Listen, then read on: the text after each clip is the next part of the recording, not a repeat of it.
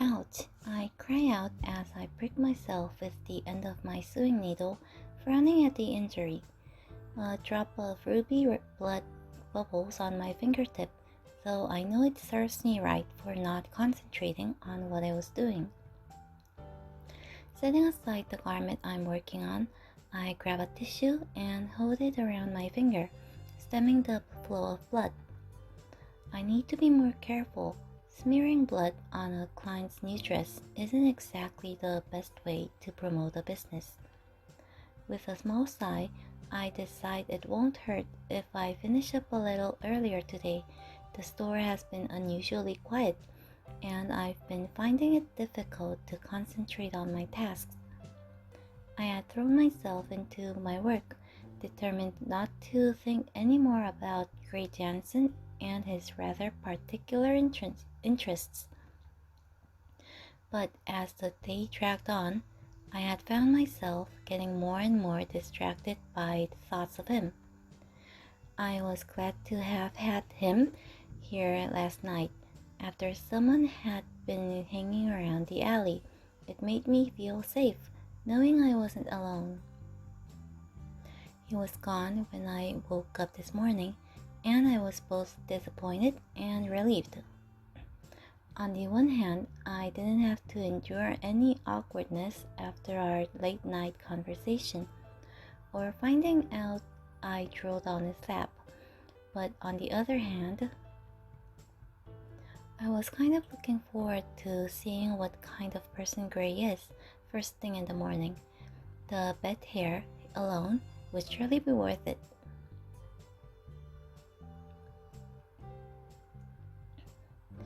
After putting my work away, I head back out to the shop to lock it, freezing when I see a familiar blonde standing near the counter. "Oh, Gray," I say in surprise, a small smile appearing on my face. I had just been thinking about him. Well, I'd been thinking about him all day really, but that doesn't make his presence any less surprising. "What are you doing here?" I ask. It's not one of his usual game nights. "I just wanted to stop by and make sure everything was okay around here," he explains, after what happened last night. With a small nod, I begin putting away the items on the counter, trying to calm my nerves, though the feeling of his eyes on me makes my skin warm. "Yeah, everything's fine. I haven't had any trouble today," I say casually, grabbing the keys for the front door. "I'm glad to hear it." I fidget with the keys in my hand, giving him a quick once over before speaking again. "So, where did you run off to in such a hurry this morning?" I ask. He shrugs a little and crosses his arms over his chest. "Oh, I had some things to take care of," he says facially. "At 7 in the morning?" "Yes, at 7 in the morning," he chuckles and then gives me a softer look. "I'm sorry I wasn't there when you woke up. I wanted to be." He hesitates, as though there's something more he wants to say. I suddenly get the impression that there may be another reason he's here. Before either of us can speak, the bell above the door rings, drawing our attention, and Sarah enters the store. Jed follows behind her, so tall I constantly wonder if he's going to hit his head on the top of the door frame. "Hey, you two," Sarah greets us, and I don't miss the amusement in her voice as her eyes dart between Gray and I. "Fancy seeing you here, Gray," she adds with a wink. "Well, I guess this is the place to be today." Gray grins between her and Jed, and I suddenly feel like I'm missing out on something. We're heading out to the fun fair in the evening, You two should come, Sarah says, giving me the kind of knowing smile that I wish she wouldn't. I'd love to go. I haven't been to the fun fair in years. Gray speaks before I have the chance to, and all three sets of eyes fall on me. The fun fair is something that Sarah and I attended together every year, but between my work, making the costumes for Nikki, and being distracted by the certain blonde, I had forgotten all about it. Sure, I'll go, I say with a shrug, but my smile soon turns into a frown.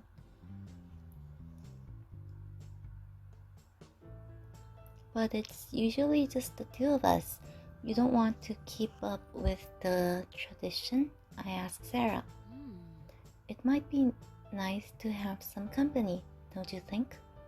Sarah gives me a meaningful look, and I glance over at the guys. Oh, right. I can take a hint. Yeah, of course it wouldn't. I cover the remark with a smile. Sarah claps her hands in approval and grins up at Jed, and it seems my intuition was right.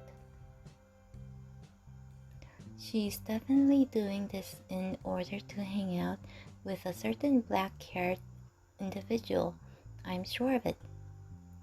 Once the sun sets, I grab my jacket and phone, and the four of us head out into the street.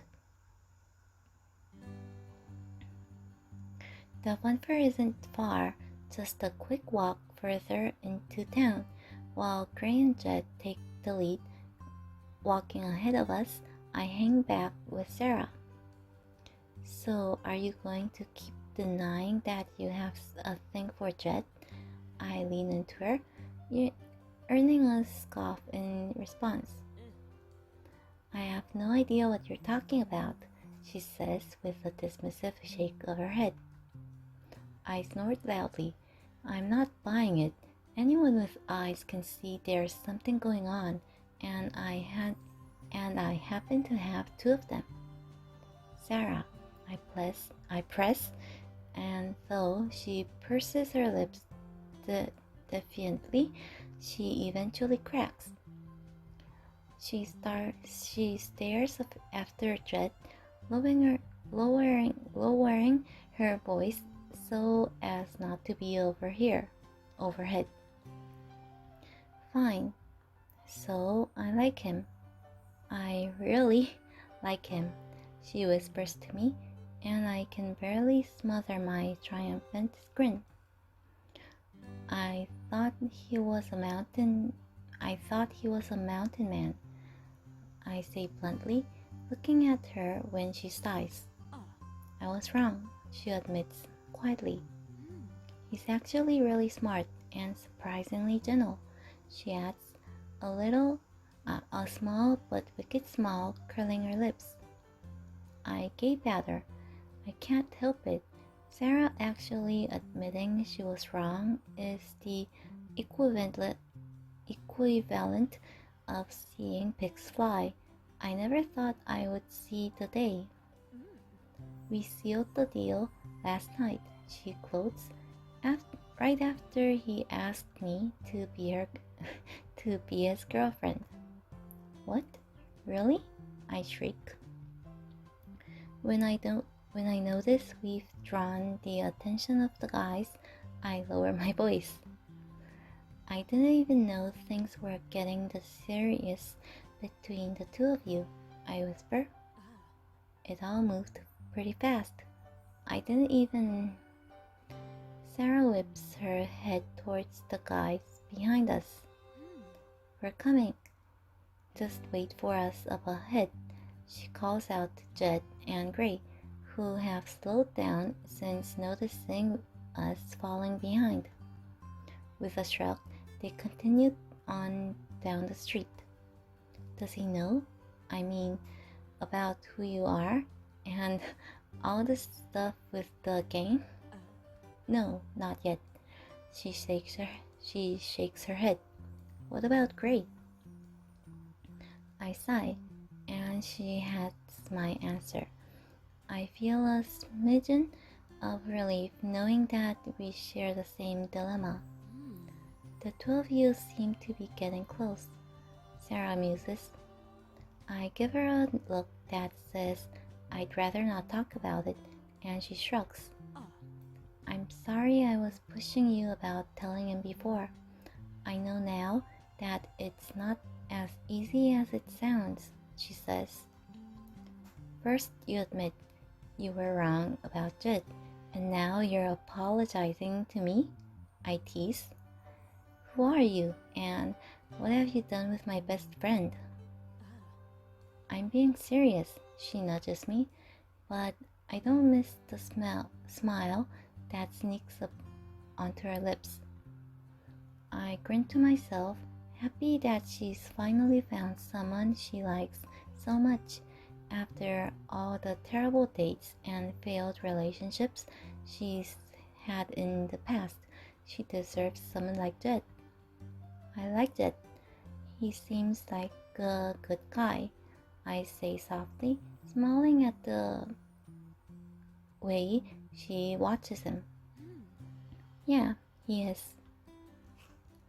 We walk in comfortable silence until we reach the end of the road, the sounds of music and people getting louder with each step. When we turn to the next corner, we find the fun fair set up down the street and in full swing. Wow, I say out loud. The fair never fails to brighten my mood, filling me with a feeling of nostalgia. The bright lights, the music, the scent of food drifting through the air.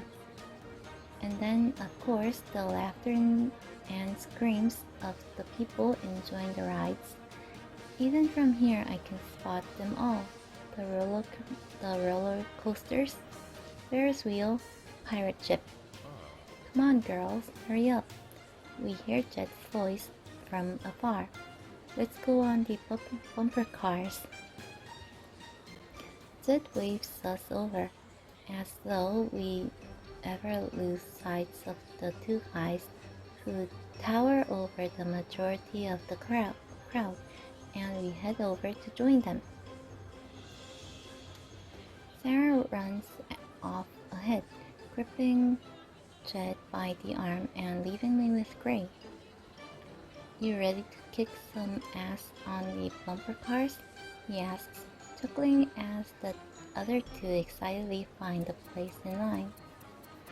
Well, it just so happens the bumper cars are my favorite, I say with a grin.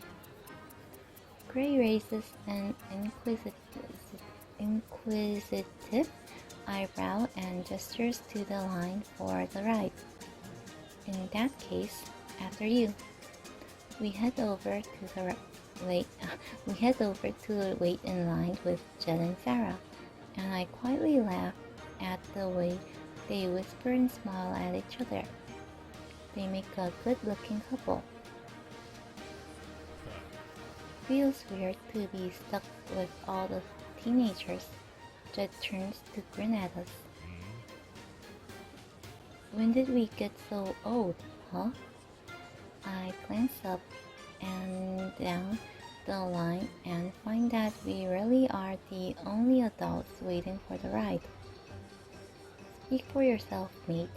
Gray teases him back, earning a playful punch in the arm. When we were younger, the bumper cars were the coolest place to hang out at the fair, I explained to the boys as the memories hit me. We spent a lot of time here. It was always so much fun. Sarah lets out a snort of laughter. Yeah, all the boys would hang around trying to ride with the girl they liked, or just trying to impress her in their cars. She gives me a mischievous smile. If I remember correctly, you always had a flock of them trying to catch your eye, didn't you, Hazel?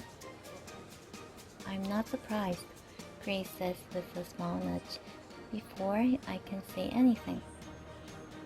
If that's how it is, I'll give it my best shot at impressing you, he adds, quieter this time. I return his smile and run a finger down his chest to stop that thought in its tracks. Oh, you really think I'm going to let you drive? I tease him. He huffs a laugh and raises his eyebrows at me. I guess I was wrong? So wrong.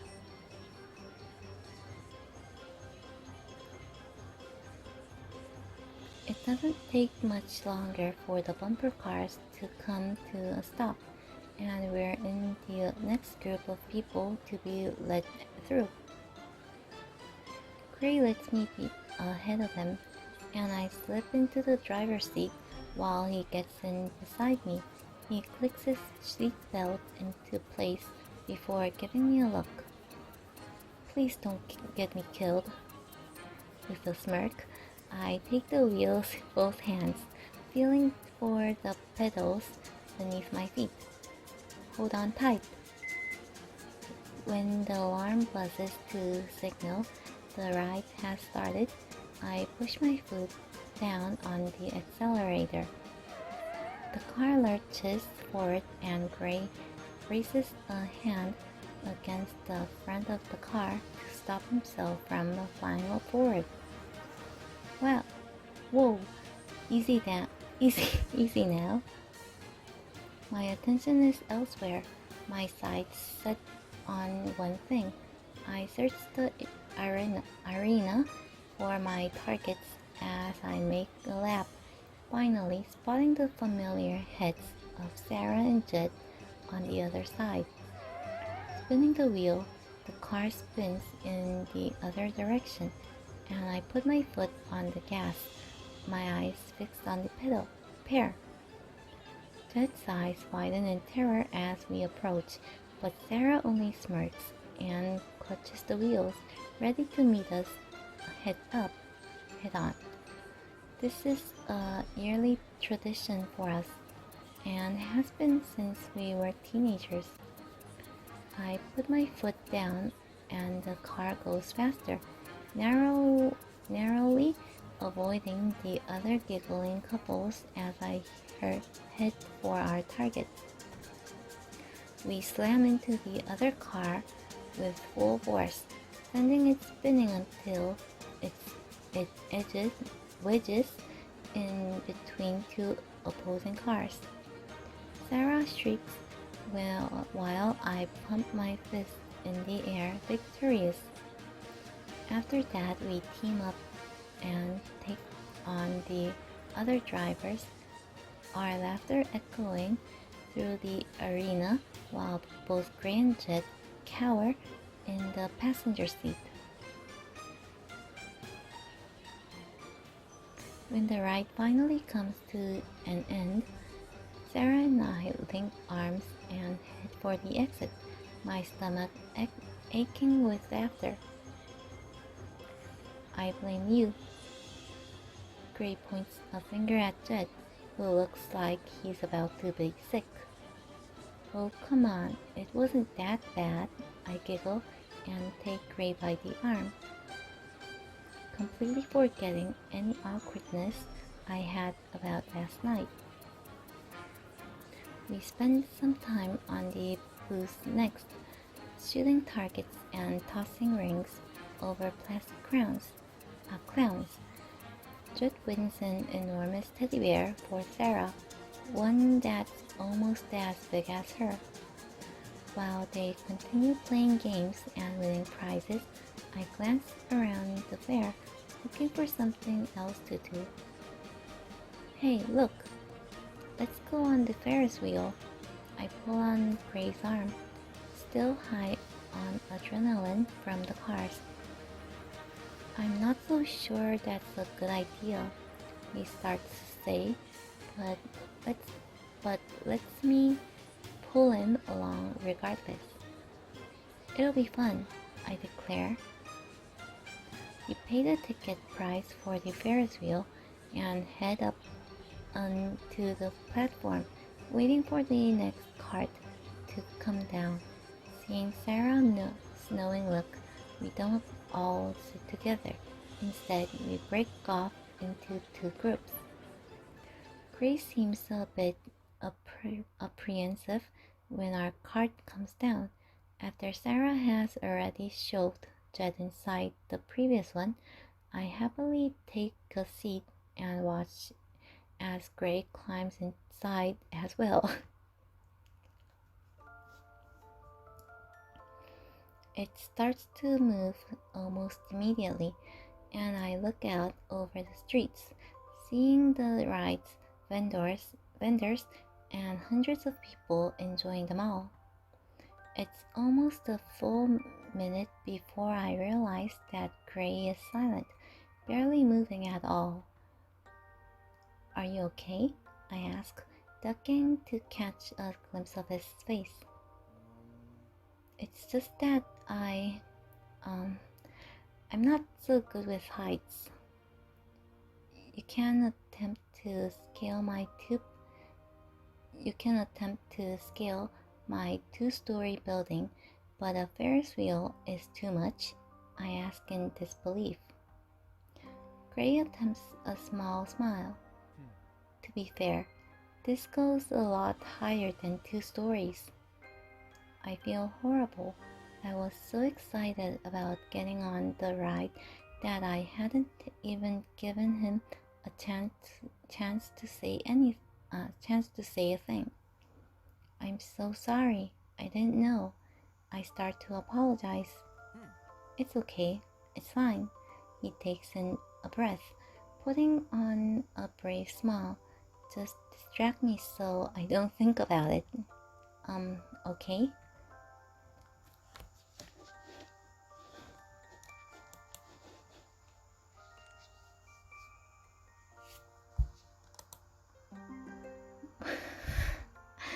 What do you call a fake noodle?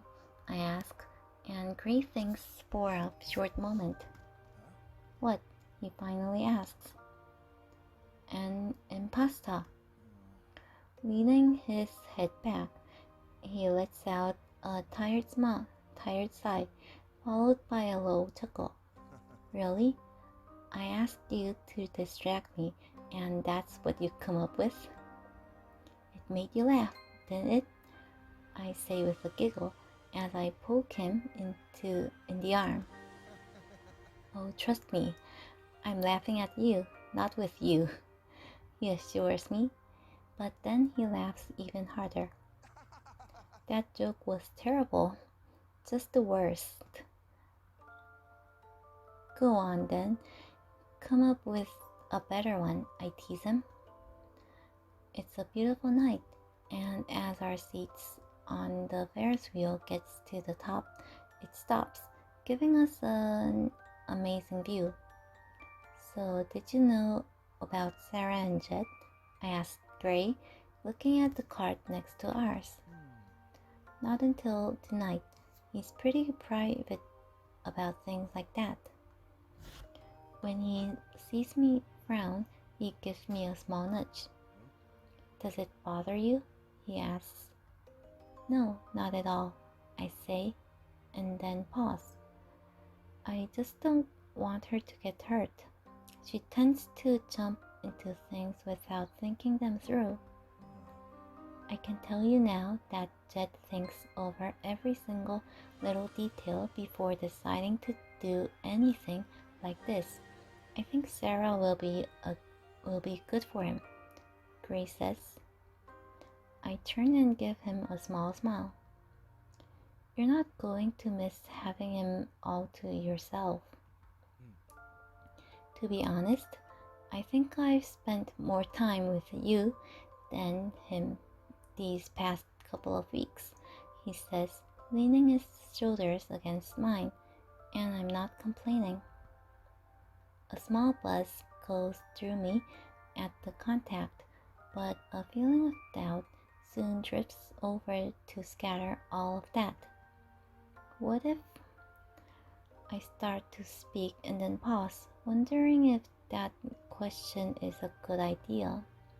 Deciding just to go for it, I let out a sigh and start again. What if there was something that she hadn't told him, something important that might change the way he thinks about her? Gray frowns a little, but doesn't seem to think too far into it. Still, I find it difficult to meet his eyes. I think that as long as she's honest with him, he'd be able to overlook it. He sighs softly, holding my gaze. He really is crazy about her. He looks at me in the way that leaves me unsure as to who exactly he is talking about. My hand starts to sweat, and I wonder if he notices that the way they're shaking. I hesitate for a long while, the words sitting on the tip of my tongue and refusing to leave. I'm the reason you were arrested that night. It's my fault you were expelled from school. My fault your entire future was ruined. What if she knew telling him was the right thing to do, but she couldn't bring herself to for whatever reason? I know I'm playing with fire, but I just can't help myself. I have to ask. It sounds like she's scared of being rejected. I wipe my palms off onto my clothes as casually as I can muster. Maybe her developing feelings for him was unexpected, to say the least, and now she doesn't want to lose him. I might be imagining things, but I swear the corners of Gray's lips twitch upwards slightly. Quite the dilemma. Sounds like she could use a little more trust. I swallow hard. Would he still feel this way if he knew the extent of the damage I'd done to him?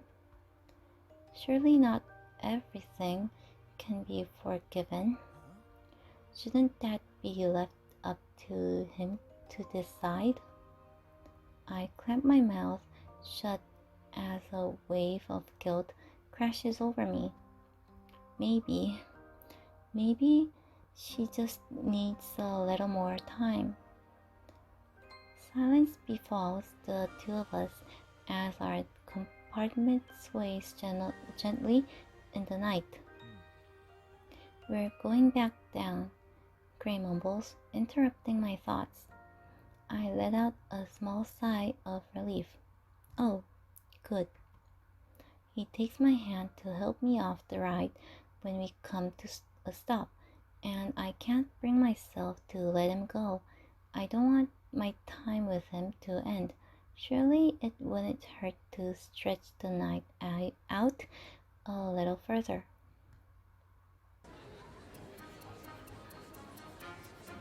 We definitely have to go on the roller coaster next, Gray declares, tilting his chin towards the ride further down. A chill runs through me at the very idea of it. I can hear the screams from here. He starts heading towards the ride, but I refuse to follow, letting our hands break apart as I firmly plant my feet on the spot. Oh no, now that's one I'm not going on. I stay stubbornly, crossing my arms over my chest for good measure. Hey, if I went on the Ferris wheel, then you can do the roller coaster. Gray coaxes me, his eyes bright. You have to trust me. I thought you were scared of heights, I protest. Gray chuckles. It's a roller coaster. It sits on rails. It's different to being stuck in suspended cart. He holds his hand out to me and I eye it warily. The last time I went on a roller coaster, I was 10 years old, and after I got off, I was sick to my stomach, throwing up my hot dog and cotton candy dinner in the nearest trash can. I really don't want a repeat of that, especially not in front of Gray. But the way he's looking at me, so determined, makes me want to take his hand. Finally, my shoulders slumped in defeat, and I let out a huff of air. All right, I sighed, slipping my hand into his palm and letting him lead me towards the line for the ride.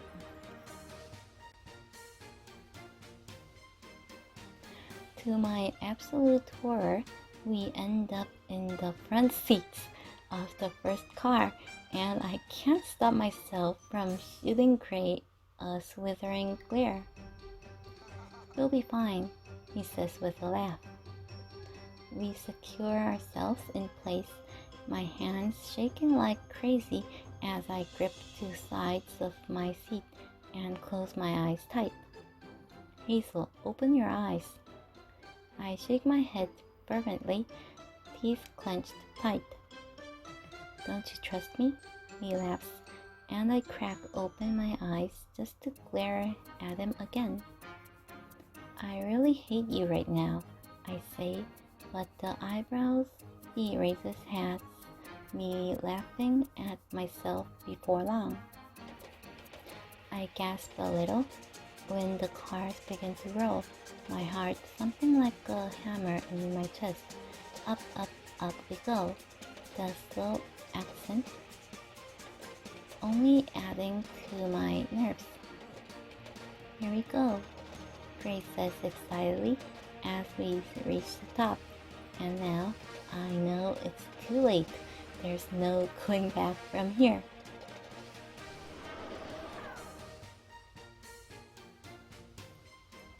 There's another rumble, the shriek of metal, and then the roller coaster lurches forward, sending us dropping straight down before we go up once more and through a double loop. My hair is whipping around my face. My hair is whipping around my face like crazy, and I'm pretty sure I'm screaming, though I can't hear anything above the screech of the roller coaster. We go up once more, and through a corkscrew, before finally making it to the end, the car slowly coming to a stop beside the platform. I sit there for a moment, stunned, until Gray nudges me and helps out of the car. When we finally make it off the ride, I take a deep breath. My throat is hoarse from screaming, my legs are chilly, my face is streaming with tears from the wind. But I can't stop the smile that breaks across my face. That was so much fun. Looks like someone enjoyed herself. Gray chuckles as he comes up beside me and puts an arm around my shoulders, leaning in close enough to whisper in my ear. "See what happens when you trust me?" The warmth of his breath skitters across my skin, and my stomach lurches for another reason entirely. "You're a walking contradiction, you know that?" I accuse him as we walk away from the ride. "You hate needles, but have piercings. Don't like heights, but a roller coaster is a walk in the park." "Everyone has fears, don't they?" He grins at me, removing his arm to rub his hands together, warding off the cold. I suppose they do, I say wistfully. I still haven't figured out yours, he adds, giving me a look that suggests he hopes I might spill my fears here and now. I force a smile, brushing the sentence off as I walk ahead. The thing I fear most right now is the only thing I can't tell him. My fear is him finding out who I really am and me losing everything. Walking past the food stalls, my stomach grumbling over all of the delicious smells, I stop suddenly. A group of people are heading towards us, a group of people who look oddly familiar. And then it clicks. Every single one of them is a member of my old academy gang. Oh no, I say before I can stop myself, looking around wildly for somewhere to hide. Is everything okay? Gray asks me. He comes up beside me. Yeah, there's just someone I don't want to see, I try to explain, panic rising in my chest. Let's go this way. Taking me by the hand, Gray pulls me behind a row of booths, separating us from Sarah and Jed. It's dark back here, and I hope we're hidden away well enough. I lean back against the wall of the booth, letting out a long breath that was way too close. Who was it? Gray asks, his warm breath filling the space between us. A client of mine, I say, the lie coming easy. Once she gets started, she just doesn't stop talking, and I didn't want to ruin our night. He shakes his head and grins, as though all of the worrying was for something so insignificant. If only you knew the truth. She's probably gone by now. He peeks around the side of the booth, but I put a hand on his arm before he can leave. I can't afford to take any chances. Gray, I say quietly. Yeah. Did you have fun tonight? A smile breaks across his face, and I don't stop him when he leans closer, positioning a hand against the wall beside my head. It just so happened that I had, and I know you did too. His lips quirk to the side. You see what happens when you trust me? His smile fades a little when he pulls back, his eyebrows knitting together as he looks at me. You do trust me, don't you? I force a laugh, trying to make light of a dangerous situation. Should I? You're not exactly a tour boy. Unaffected by my teasing, Gray has this strange look on his face. That hypothetical we were talking about earlier, the one with Sarah and Jed. Let me make this clear. If it were me, I would want to be trusted. I would want there to be no secrets. I'm at a loss for words. Not expecting Gray to bring our conversation up again so suddenly. My phone starts buzzing in my pocket.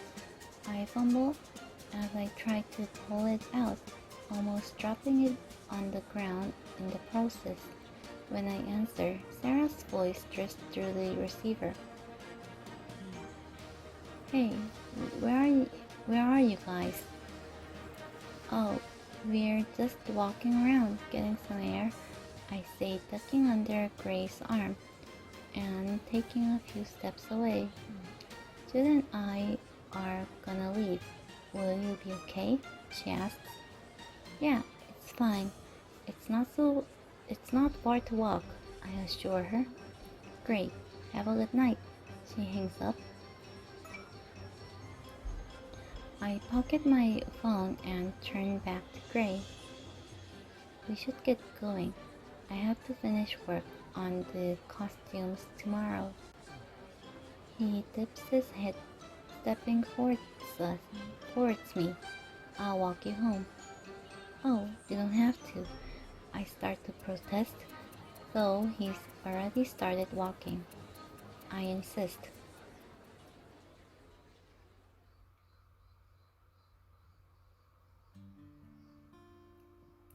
We leave the funfair together, each one of us oddly quiet on the walk back home, both lost in our thoughts. I can't stop thinking about Gray's confrontation in the alleyway. Clearly, I need to say something, anything. Even if I can't come completely clean, there's still room to be more honest with him. As we approach the boutique, I break the silence, standing just outside the door to my building. Hey, can I tell you something? Gray nods, his stormy eyes oddly bright as they shine beneath the street lamps. There's something I've been keeping from you, a secret. Oh, Gray asks, though he does raise an eyebrow. His expression seems significantly less surprised than I would have thought. Although I guess this early on in relationship, it's normal to have some things about yourself you'd rather keep hidden. Mine just have a lot more to do with Gray than I would like to let on. And what would that be? I can't tell you yet, I say flatly. At the sight of his bewildered gaze, I wrap my arms around myself in an attempt to draw comfort from the touch. I want to, and I know you say you want me to, so it seems perfectly clear that I should, and yet I'm scared, Gray. I'm so scared. Do you think you could be patient with me? I know it's a lot to ask. For a moment, I could have sworn he was about to lean in and kiss me on the cheek, but instead he steps back, shoving his hands in his pocket. I'm not a patient man, Hazel. I want you to be able to come clean. I hate that there's something coming between us. But I'll give it a shot, and I appreciate you telling me this much, more than you know. Relief floods through me, and I release a breath I didn't even realize I was holding. I know I'm not out of the woods yet, but it's as if a weight has been lifted off my shoulders. Maybe we could hang out together sometime soon. I'm dropping off costumes at the academy Monday afternoon and could use a hand. They're really heavy. Gray chuckles softly. So you're using me for unpaid labor, are you? No, I say, scrambling. I'd mostly just like the company, I swear. His laugh deepens, and he shoots me a smirk. Sweet dreams, Hazel. See you then. I watch as he turns and walks back down the street, heading for home, thankful for how things went. Here's to hoping confessing the whole truth will go just as well.